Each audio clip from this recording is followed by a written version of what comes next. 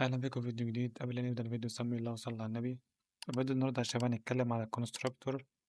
وطبعا في الفيديو اللي فات كنا عرفنا ايه هو الكلاس، وكمان عرفنا الاتريبيوتس والميثود، وازاي ننشئ عندنا اوبجكت ونحط قيم للاوبجكت دوت. بس ما كناش اتكلمنا عن الكونستراكتور. فلما احنا كنا بنيجي ننشئ اوبجكت قلت لكم ان انتوا اول حاجة بتروحوا تنشئوا كلاس علشان ننشئ اوبجكت من الكلاس دوت، بتحطوا الصفات الخاصة بالاوبجكت دوت، ولا كنتوا عايزين تحطوا مهام اللي هو الميثود يعني فتكتبوا الميثود، ولما بتيجي تستدعي الأوبجكت بتاعك بتكتب اسم الكلاس بتاعك بعد كده اسم الأوبجكت. وما كناش اتكلمنا على الجزء ده من الكود، فأنا عايزك تعرف إن الجزء من الكود دوت اسمه كونستراكتور. فتعالى بقى نتكلم على الكونستراكتور بالتفصيل ونشرح كل حاجة فيه. أول حاجة يا شباب لو جينا ترجمنا معنى كلمة كونستراكتور هتلاقي معناها كلمة منشئ. فأنت من المعنى دوت تعرف إن الكونستراكتور دوت هو المسؤول عن إنشاء الأوبجكت بتاعك. يبقى لما أجي أسألك سؤال أقول لك مين المسؤول عن إنشاء الأوبجكت هتقول لي الكونستراكتور. وكمان عايزك تعرف إن الكونستراكتور دوت ما هو إلا فانكشن، والفانكشن ديت هي المسؤولة عن إنشاء الأوبجكت ده. طب ممكن حد يجي يسألني يقول لي أنت عرفت إزاي إن دوت فانكشن؟ هقول لك لأن طريقة الاستدعاء بتاعة الفانكشن إن إحنا بنكتب اسم الفانكشن بتاعتنا بعد كده الأقواس، زي ما إحنا عملنا هنا كده فانكشن اسمها accelerate، ولما جينا استدعيناها عملنا إيه؟ كتبنا اسم الفانكشن بتاعتنا والأقواس. فده نفس الكلام اللي إحنا عملناه في الكونستراكتور بتاعنا، كتبنا اسم الكونستراكتور بتاعنا والأقواس. فتمام، فاحنا دلوقتي عرفنا إن الكونستراكتور دوت عبارة عن فانكشن أو ميثود يعني، والفانكشن دي هي المسؤولة عن إنشاء الأوبجكت. طيب ممكن واحد يجي يسألني ويقول لي إحنا لما نيجي نعمل فانكشن بنكتب اسم الفانكشن الأول علشان نقدر إن إحنا نستدعيها. إحنا بقى استدعينا الفانكشن ديت أو الميثود دي منين؟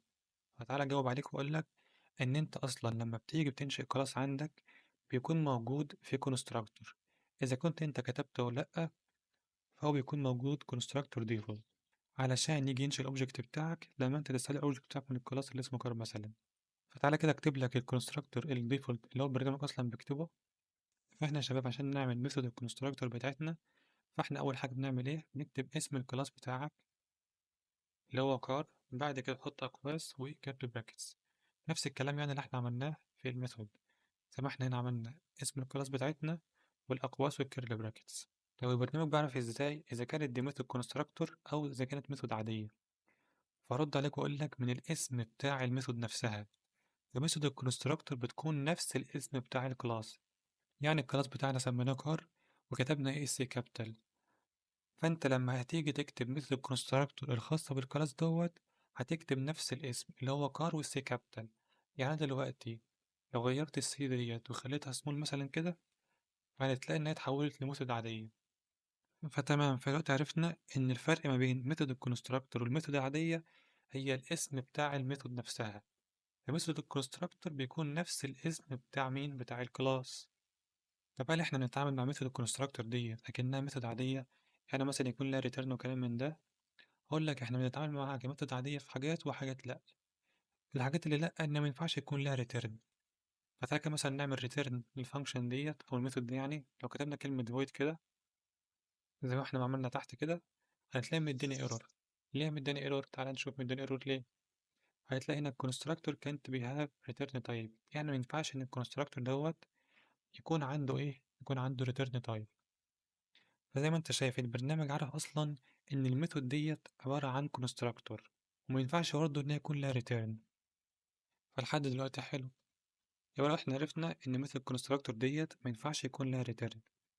طيب تعالى ننتقل للجزء التاني من الفيديو عشان اعرفك احنا بنستخدم ميثود الكونستراكتور دي في ايه. زي ما أنا قلت لك في اول الفيديو إن ميثود الكونستراكتور ديت هي المسؤولة على إنشاء الأوبجكت بتاعنا. فأنا هنا لما جيت أنشأت الأوبجكت بتاعي عملت إيه؟ خليت الأوبجكت دوت بيساوي الكونستراكتور الخاص بالكلاس اللي اسمه كار علشان ينشئ الأوبجكت بتاعي. فأنا كده أنشأت الأوبجكت بتاعي، ولكن أنا كده أنشأت الأوبجكت وخلاص ما حطيتش صفات للأوبجكت دوت. فعشان كده عملت إيه؟ بعد ما أنا أنشأت الأوبجكت رحت حطيت مجموعة الصفات الخاصة بمين؟ الخاصة بالأوبجكت، زي مثلا البراند خليتها بي ام دبليو وخليت السبيد بيساوي 1000. يبقى هشوف دلوقتي يا شباب أنا جيت مثلا هنا وعملت أوبجكت تاني من الكلاس بتاع اللي اسمه كار، فراح أعمل كلمة كار واسمي مثلا ماي كار 2 بيساوي ايه؟ بيساوي الكونستراكتور بتاعي عشان انشئ الاوبجكت دوت.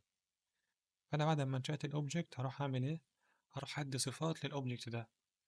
وكل اللي انا هعمله هعمل ماي كار 2 دوت مثلا البراند. تعالى مثلا نحط اي كلام كده وخلاص. وتعالى نعمل ماي كار 2 دوت السبيد بيساوي مثلا 500. تعالى مثلا نعمل برنت لماي كار 2 دوت البراند او السبيد، نفس اللي احنا عملناه فوق. فانا كده عشان مضطر كل ما انا هاجي انشئ اوبجكت عندي زي ما انا عملت كده، هروح ادي الصفات الخاصة بالاوبجكت ده، لان انا مجرد انشأت الاوبجكت وخلاص ولكن لسه ما اديتلوش الصفات. فانا لازم كل مرة اروح انشئ الاوبجكت هعمل ايه؟ هروح اكتب الصفات الخاصة بالاوبجكت دوت. فزي ما انتوا شايفين ان الموضوع دوت هيكون صعب وهيكون ممل. هو لو الكود عندنا كان اكبر من كده بكتير فهيكون الموضوع معقد عندنا. فيجي بقى الدور التاني من الكونستراكتور عشان يحل لنا المشكلة دي، ان انا مش هكون مضطر كل ما اجي هنشئ الاوبجكت بتاعي ان انا هروح ادي صفات للاوبجكت ده. لا، ده انا هستخدم برضو الكونستراكتور، وانت بتنشئ الاوبجكت هتديله الصفات بتاعه الاوبجكت ده. طب ازاي انا ممكن اعمل كده؟ يعني ازاي اروح جوه الكونستراكتور دوت واحط الصفات الخاصه بالاوبجكت ده؟ فتعالى افكرك بفيديو الفانكشن. ومش احنا في الفيديو فانكشن كنا ممكن نباصي مجموعه بيانات كبارامتر او ارجيومنت؟ اه كنا ممكن نعمل كده. وكمان قلت لك ان الكونستراكتور دوت ما هو الا ميثود او فانكشن يعني. اه قلت لك كده.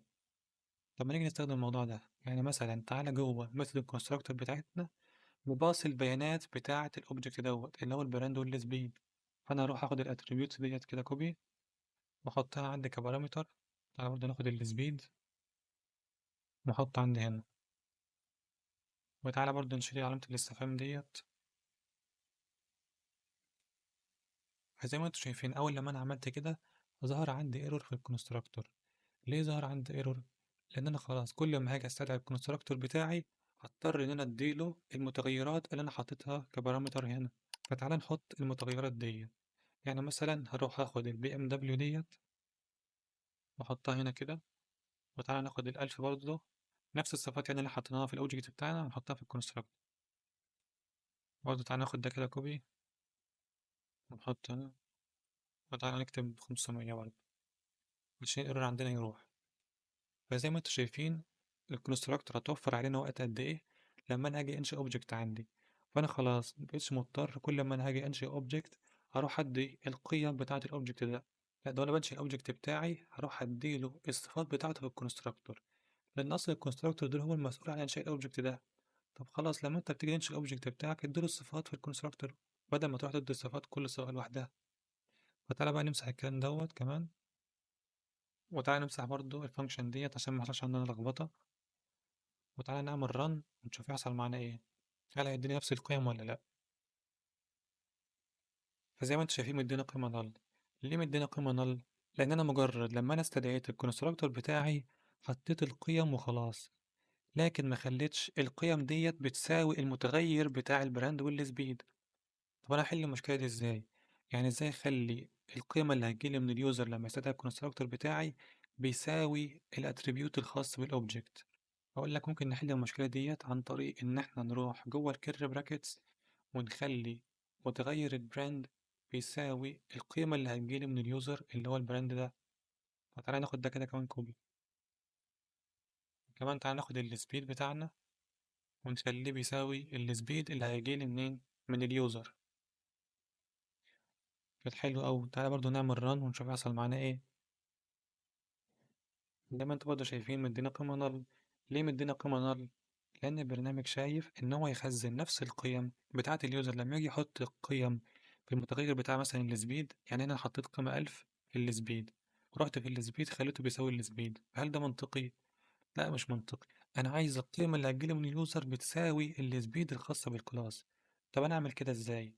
أقول لك تعمل عن طريق حاجة اسمها this keyword. فتعالى كده نكتب this keyword this dot السبيد. فانا اول لما انا عملت كده خلاص البرنامج عرف ان السبيد ديت هتكون خاصه بمين؟ خاصه بالكلاس. طب مين اللي عرفه كده؟ اللي عرفه كده this keyword. this keyword ديت بتعرف البرنامج ان اول متغير هيجي لك بعدها هيكون خاص بالكلاس. فانا كده خلاص خليت القيمه اللي هتجيلي من اليوزر بتساوي السبيد. فلما اروح بقى اعمل برنت للسبيد دوت هتديني القيمة. طب تعالى كده نعمل برنت ونشوف. هروح اعمل كده ران، هتلاقي فعلا ان دي القيم، اللي هو قيمة 1000 أول قيمة أنا حطيتها، وقيمة 500 إن أول قيمة حطيتها. فحلو أوي. طبعا نخلي ده كده this dot brand. فحلو أول حد كده. تعالى بقى نكتب الكود دوت بشكل أحسن أكتر. يعني أنا بروح أعمل متغير في البارامتر عندي، وأرجع تاني أخلي قيمة المتغير دوت بيساوي البراند بتاع الكلاس. يعني هل في طريقة أحسن من كده إن أنا أخلي القيمة ديت بتاعة البراند الخاص بالكلاس أحطه هنا في البارامتر عندي؟ في حاجة تعمل كده، إن أنت تقعد تستخدم this keyword.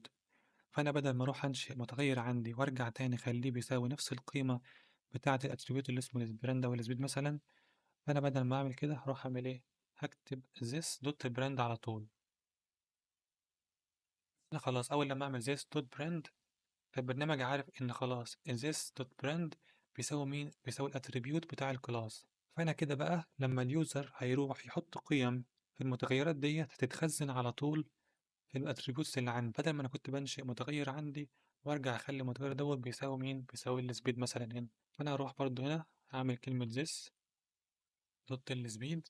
دلوقتي خلاص البرنامج عارف ان الاتريبيوت الخاص بالسبيد اليوزر لما هيجي يستدعي الكونستراكتور بتاعي هيحط القيمة فيه. مبقتش بقى مضطر ان انا اكتب الكيرلي براكتس دي. ولما جيت اعمل بقى رن كده تاني هتلاقي مديني نفس القيم. طبعا الكونستراكتور يا شباب هو اللي بيسمح لي ان انا اعمل الموضوع ده، ان انا ما اكتبش الكيرلي براكتس يعني لو رحت على الميثود العاديه ديت وشلت منها الكيرلي براكتس هتلاقي مديني ايرور. ليه مديني ايرور؟ لان انا محتاج اعرف البرنامج انت هتعمل ايه جوه الفانكشن ديت، فلازم احط له الكيرلي براكتس عشان يعرف ان دي فانكشن عاديه واحنا نكتب بقى كود جوه الفانكشن دي. انما في الكونستراكتور مش مضطرين ان احنا نعمل كده، لان دي من مزايا الكونستراكتور يعني. فتمام لحد كده. تعالى نرجع تاني. اول حاجه قلت لك يا شباب ان الكونستراكتور دوت ما هو الا ميثود جوه كلاس، والميثود ديت هي المسؤوله عن انشاء الاوبجكت بتاعي. وكمان عرفتكم بدل ما احنا كنا بننشئ اوبجكت عندنا وبعد ما ننشئ الاوبجكت نروح ندي صفات للاوبجكت دوت، طب ما نستخدم الكونستراكتور بتاعنا لان هو المسؤول عن انشاء الاوبجكت. طب ما ادي بقى الصفات ديت جوه الكونستراكتور الخاص بالاوبجكت ده. عملنا كده عن طريق ان احنا حطينا الاتريبيوتس الخاصه بالاوبجكت جوه مين، جوه ميثود الكونستراكتور، وحطيناه كبارامتر علشان لما اجي استدعي الكونستراكتور دوت زي ما احنا عملنا هنا كده احط القيم الخاصة بالاوبجكت. وكمان حلنا مشكلة ان احنا عرفنا البرنامج ان المتغير دوت الاتريبيوت دوت يعني هيكون خاص بمين، خاص بالكلاس اللي اسمه كار. طبعا ما كانش ينفع نعمل كده بس احنا حليناها عن طريق ان احنا استخدمنا مين، استخدمنا this keyword. هي اللي بتسمح لي ان انا اعمل كده، يعني هي اللي بتعرف البرنامج ان المتغير دوت هيكون خاص بمين، بالكلاس. فبس يعني ده كان الفيديو النهارده. يبقى كده نكون وصلنا لنهاية الفيديو، أتمنى أكون استفدت منه. مع السلامة.